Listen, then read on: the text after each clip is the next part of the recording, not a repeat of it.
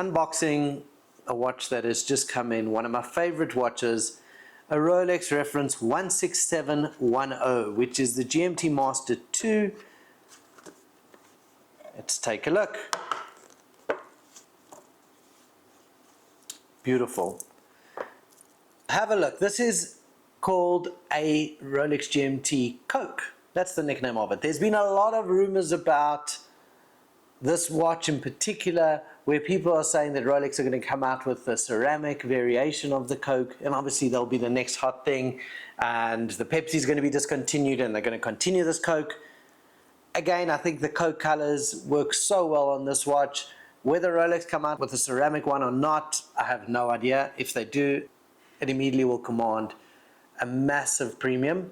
But just a great watch, this GMT Master 2 Coke, and especially the reference 16710, which is what we call 5 digits, so it has all your modern technology but with a vintage feel.